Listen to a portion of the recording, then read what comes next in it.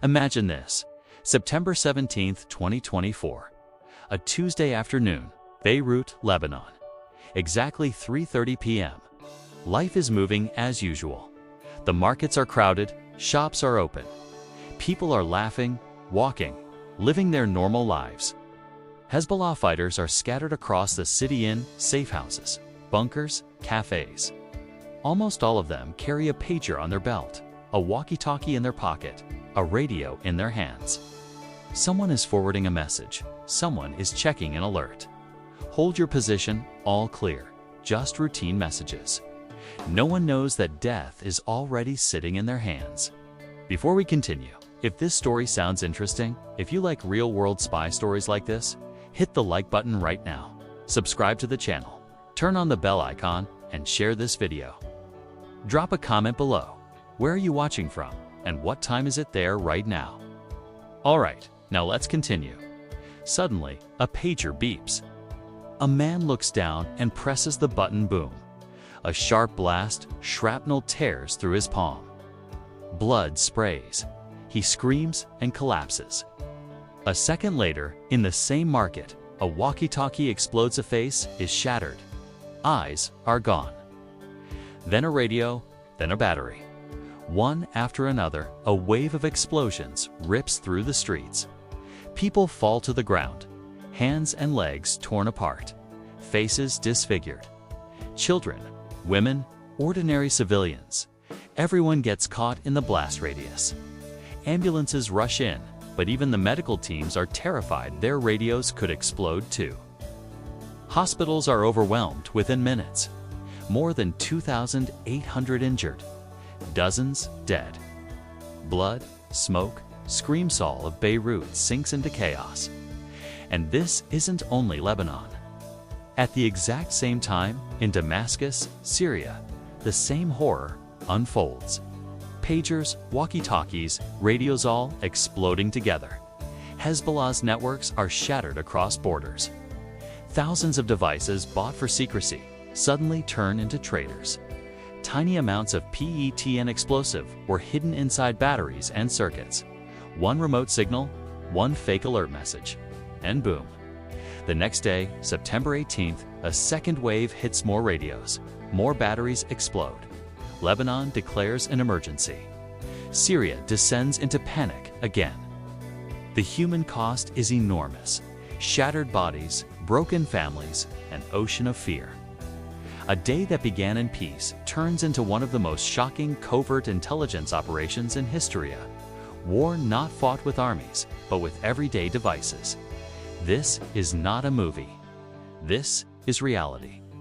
Now, let's go into the details. How did this happen?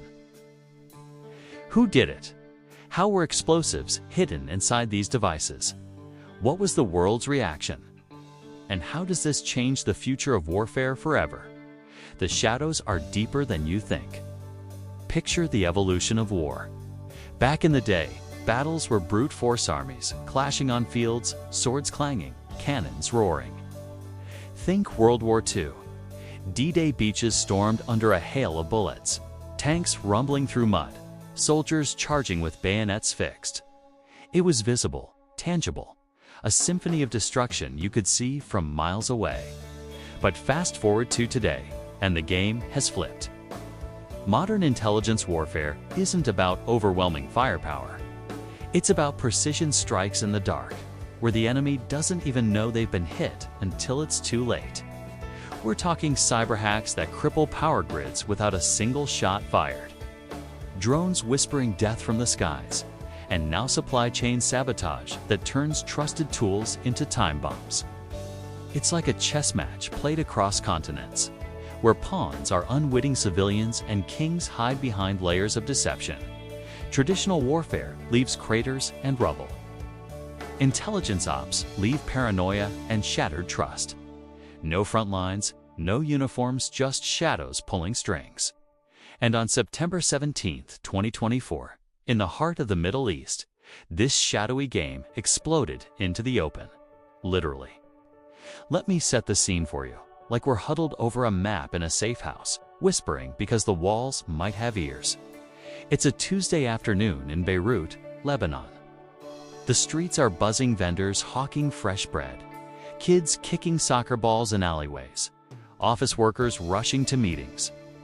In Damascus, Syria, similar vibes. Markets alive with chatter. Families going about their day.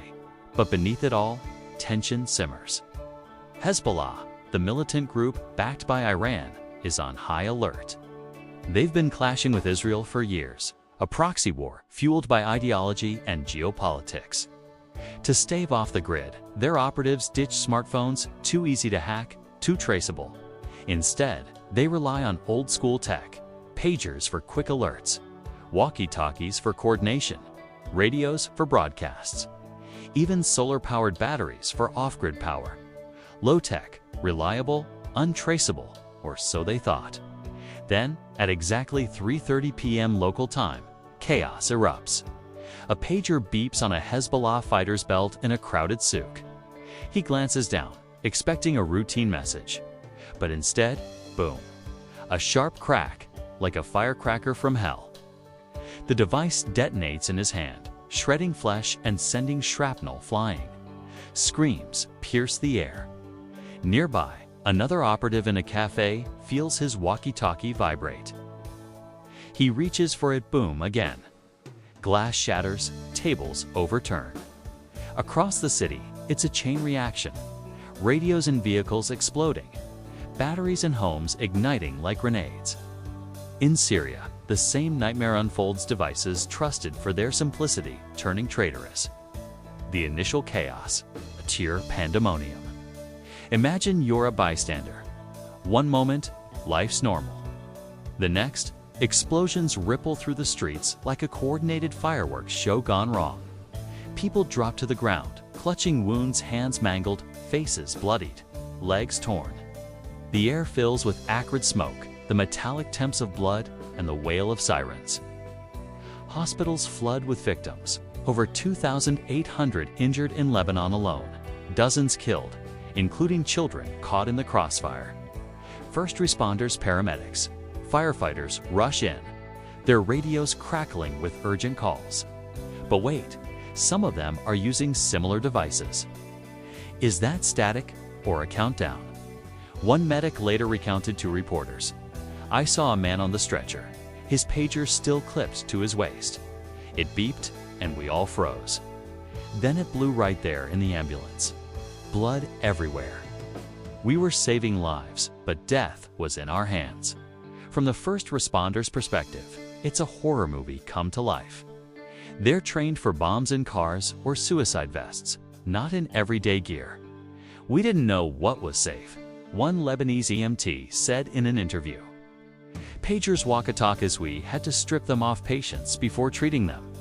It was like the devices were alive hunting us. Hospitals went into lockdown mode, banning all electronics at the doors. Doctors operated under emergency lights, piecing together shattered bodies while wondering if their own tools could betray them. The human impact, devastating. Families torn apart. A father loses his hand while checking a message about his kid's school.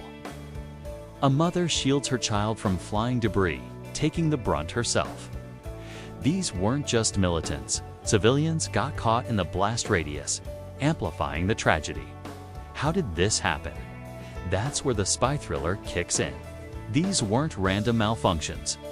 This was a masterclass in weaponizing the mundane. Low-tech devices, beloved by operatives for evading high-tech surveillance, became the perfect vectors. Pagers, those relics from the 90s, don't have GPS, can't be remotely hacked like iPhones. Walkie-talkies operate on simple radio frequencies, off the digital grid. Radios and batteries, even more basic. Hezbollah sourced them en masse, thinking they were secure. But someone whispers point to Israeli intelligence, though they haven't confirmed, turned that trust into a trap. Enter supply chain sabotage, the espionage equivalent of poisoning the well upstream. It's not about planting bombs after the fact. It's embedding them before the devices ever reach the users. Picture this covert op. Agents infiltrate the manufacturing process months, maybe years, ahead. Factories in Taiwan or Eastern Europe produce these gadgets. But somewhere along the line in the assembly, the shipping, the distribution, tiny explosives are hidden inside. We're talking PETN or similar high explosives packed into the circuitry, disguised as components. A pager's battery, rigged with a detonator triggered by a specific signal, walkie-talkies. Their antennas doubled as fuses. The beauty or horror of it is the invisibility. X-rays might miss it. Routine checks wouldn't flag it. These devices sat dormant, like sleeper agents, waiting for activation and the timing. Surgical precision. All detonations happen simultaneously across borders, suggesting a remote trigger, perhaps a radio frequency broadcast or a hidden cellular module. Strategic planning on this level screams state-level intelligence. Mossad, Israel's spy agency, has a history of audacious ops like the Stuxnet virus that sabotaged Iran's nukes without boots on the ground. Here, it's Stuxnet meets James Bond. Infiltrate the supply chain, seed the devices, let the enemy distribute them themselves. Hezbollah reportedly bought thousands of these pagers from a Hungarian shell company, unaware it was a front. The planning? Months of surveillance, fake companies, bribed insiders. One slip and the op blows up literally in the saboteurs' faces. But beyond the mechanics, let's talk psychological warfare. This wasn't just about physical damage. It was about breaking minds. Operatives who survived. Paranoia sets in. Is my radio next? My flashlight? Hell, my watch. Trust evaporates. Communities' real Hezbollah strongholds in southern Lebanon turn into ghost towns overnight, people eyeing their neighbors' gadgets suspiciously. The fear lingers like smoke after a fire. One survivor, a low-level militant, told Al Jazeera, "I threw my pager into the sea, but now, every beep, every vibration I jump. They've invaded our lives. It's a ripple effect. Morale plummets, recruitment stalls. Allies second-guess alliances. Israel, if involved, sends a message. We're everywhere, even in your pocket." As the dust settles, or rather, as the investigations begin, the questions pile up, building that delicious tension. Who exactly orchestrated this? Was it a solo Israeli play? Or did allies like the CIA lend a hand? How deep did the infiltration go? Were there moles in Hezbollah's procurement teams? And the big one, could this happen anywhere? Your phone, my laptop, are they safe? Or just waiting for the right signal? We're left hanging, piecing together clues from leaked reports and eyewitness accounts, like detectives in our own thriller. Hey, if this story's got you on the edge of your seat, hit that like button right now. It helps spread the word about these hidden wars. And if you're not subscribed yet, smash that subscribe button and turn on notifications so you don't miss part 2. Share this video with a friend who loves spy stories. Thank you. Drop a comment below. Where are you watching from, and what's the local time? Let's see how global this audience is. Now, back to the shadows. As night falls over Beirut, the streets echo with ambulances and hushed conversations. Investigators comb through wreckage, finding fragments of Taiwanese labels on exploded pagers. Hezbollah vows revenge, but their leaders are scrambling. How do you fight an enemy who turns your own tools against you? The world watches, breath held, because this op didn't just hit militants. It exposed the fragility of our tech-dependent world.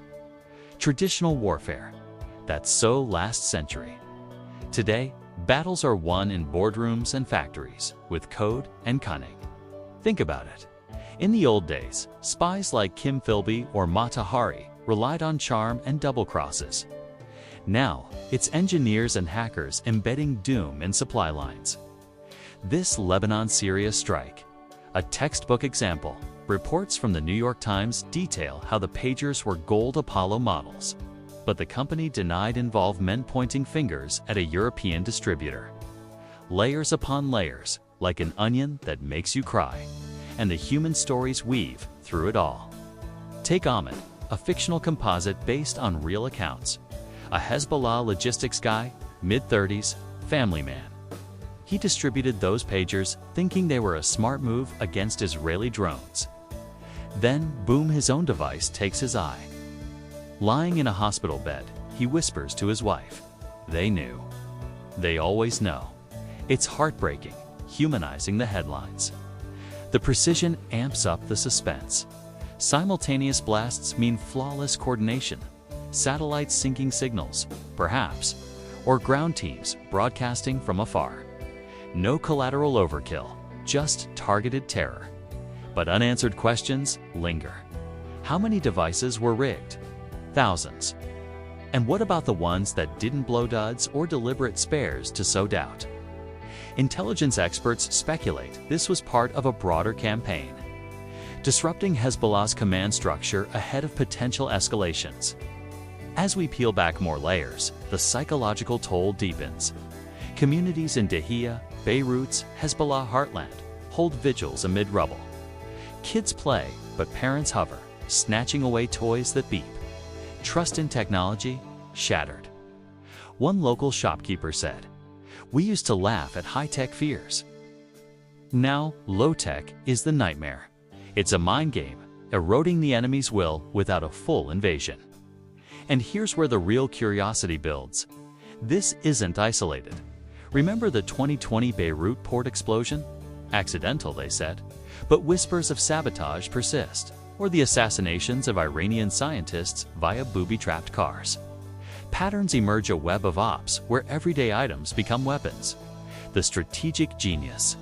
It forces the enemy to abandon tech, pushing them back to carrier pigeons and smoke signals, while the saboteurs advance.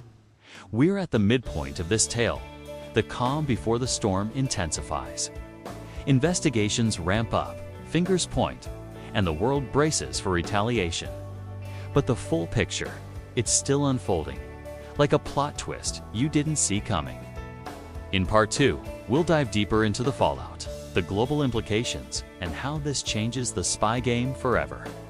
Stay tuned, the shadows have more secrets to reveal. As the moon hangs low over the Mediterranean, casting a silvery glow on Beirut's scarred skyline, the echoes of those explosions still reverberate. Investigators in white hazmat suits pick through the debris-twisted metal. Shattered plastic, the remnants of what were once simple communication tools. Hezbollah's leaders huddle in underground bunkers, their faces etched with fury and fear, plotting their next move. But the real storm, it's brewing in the minds of everyone touched by this op. The full picture is emerging, piece by explosive piece, revealing a web of ingenuity that's as brilliant as it is terrifying. In the first wave, we saw the chaos unfold. Now, let's peel back the hardware, trace the signals, and uncover how a gadget as innocuous as a pager became a soldier in a silent war. Buckle up, this is where the spycraft gets technical, but I'll break it down like we're swapping secrets over coffee in a dimly lit cafe. Let's zoom in on the tech, the guts of this operation. These weren't your grandpa's pagers dusted off from a drawer. They were modern, rugged models, like the AR-924 from Gold Apollo, a Taiwanese brand known for durable, long battery life devices perfect for off-grid ops. Hezbollah snapped up around 5,000 of them, thinking they were a safe bet encrypted messaging. No GPS tracking, no fancy apps to hack. Walkie-talkies followed suit. Models like the ICV-82 from Japanese firm ICOM, though many were knockoffs or discontinued. Radios and even solar-powered batteries rounded out the arsenal. All low-tech shields against Israel's high-tech surveillance drones and cyber snoops. But here's the genius twist. The saboteurs' fingers point squarely at Mossad did and just slap bombs on after the fact. They baked the destruction right into the hardware during manufacturing. Imagine a factory floor in Eastern Europe or Asia, workers assembling circuit boards, oblivious to the shadows lurking in the supply chain. Through shell companies like BAC Consulting in Hungary, Israeli agents licensed the designs and produced custom batches. Inside each pager's lithium battery, a tiny payload, about 3 grams of P10, a powerful plastic explosive that's stable. hard to detect with standard scanners, and packs a punch in small doses. PET ends the stuff used in detonators. It's odorless, doesn't show up on metal detectors if blended right, and can be molded into components. The walkie-talkies got similar treatment. Explosives hidden in the casing or antenna assemblies, disguised as capacitors or wiring. Radios had their internals rigged, batteries turned into mini grenades. This wasn't crude. It was precision engineering. The explosives were integrated so seamlessly that routine quality X-rays, voltage tests missed them. One expert likened it to hiding a viper in a basket of apples. The devices worked perfectly for months, building trust until the trigger. Ah, the trigger, that's the suspenseful heartbeat of the op. No timers ticking down like in old movies. This was remote and sophisticated. Reports suggest a specific encrypted message was broadcast to all devices at once, probably via a radio frequency or hidden cellular chip. Think of it as a digital whisper. Alert, urgent command. The pagers beeped, vibrating in pockets across Lebanon and Syria. Operatives pulled them out, pressed buttons to view the message, often needing both hands for confirmation on these models. That action, it closed the circuit, arming the detonator. Boom for walkie-talkies. A similar signal might have activated a switch in the battery, heating it to ignition. Some sources say a second message followed, but the key was simultaneity, thousands exploding in waves. Timed to maximize shock without giving time to react. From a hardware standpoint, it's a nightmare of ingenuity. The explosives were calibrated for maiming, not mass destruction shrapnel to shred hands, faces, eyes, disrupting fighters without leveling buildings. But that precision came at a cost: unpredictability. A pager in a market. Shrapnel hits bystanders. A radio in a home. Family in the blast zone. This tech wasn't just weaponized, it was personalized terror, turning trust into trauma. As news of the blasts ripped across global headlines, the world's intelligence community and media lit up like a switchboard in a Cold War thriller. In Washington, the White House played coy. Officials confirmed Israel briefed them post-op but stressed escalation. "We weren't involved," a State Department spokesperson said in a presser. But the subtext: approval in silence. The UN erupted. High Commissioner Volker Turk called it a terrifying violation of international law, slamming the booby-trapping of harmless objects. Experts from Geneva labeled it potential war crimes, indiscriminate attacks, failing to distinguish combatants from civilians. Media outlets went into overdrive. The New York Times dissected the supply chain, tracing pagers to Hungarian fronts. CNN aired grainy footage of explosions in cafes, hospitals overwhelmed. Al Jazeera highlighted Lebanese fury, with anchors questioning, is this warfare or terrorism? In Tel Aviv, Israeli papers hailed it as a masterstroke, boosting morale amid Gaza tensions. But globally, alarm bells rang. European leaders like France's Macron urged restraint, while Iran's Ayatollahs thundered vows of vengeance, linking it to broader proxy wars. Intelligence agencies worldwide. They were taking notes. MI6, CIA, even China's MS is scrambling to audit their own supply chains. One leaked memo from a European intel brief reportedly warned, if pagers can blow, what's next? Laptops in embassies. But let's not gloss over the ethics. This op walks a razor's edge between targeted strike and reckless endangerment. Sure, the primary targets were Hezbollah militants, hardened fighters in a group designated terrorists by many nations. The devices were distributed to employees of various units, per Hezbollah's own statements. Yet, the blasts didn't discriminate. At least 2 children died: a 9-year-old girl, an 11-year-old boy Nessens, caught holding a parent's pager. Health workers perished too. Medics responding to the wounded only to have their own gear explode. Human Rights Watch blasted it. An explosive whose location couldn't be known is unlawfully indiscriminate. Amnesty International demanded probes. arguing it violates humanitarian law by weaponizing everyday tech, turning civilians into collateral. Ethically, it's a gut punch. In espionage, the line is proportionality. Does the military gain justify civilian harm? Here, disrupting Hezbollah's saved Israeli lives, perhaps averting rocket attacks. But maiming thousands, scarring communities. It reeks of collective punishment. Picture a Beirut mother bandaging her son's shredded hand. He was just playing with his father's beeper. That's the human cost lives. Altered not by battlefield choices, but by hidden malice. Defenders argue it's cleaner than airstrikes, but critics counter, when tech becomes treacherous, where's the honor in war? It erodes the rules that keep chaos at bay, blurring soldier and civilian in a digital fog. Whoa, if this deep dive into the shadows has you hooked. Pause for a sec and smash that like button. It fuels more stories like this. Subscribe if you haven't. Hit the bell for notifications and share with your crew who digs thrillers. Drop a comment. Where are you watching from and what's the local time? Let's connect the dots worldwide. Shifting gears to the mind games, this was psychological warfare on steroids. Fear, it's the new currency.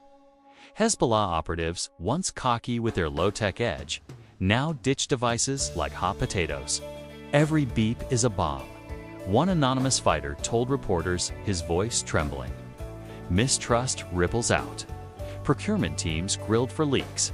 Allies eyeing each other suspiciously. Operational disruption. Massive? Command chains fractured. How do you coordinate without comms? Raids stalled. Movements paralyzed. In Hezbollah strongholds like Dahiya, paranoia reigns. Solar panels suspected. Batteries smashed. Communities fracture. Recruitment dips as young men whisper. Is it worth it if death hides in your pocket?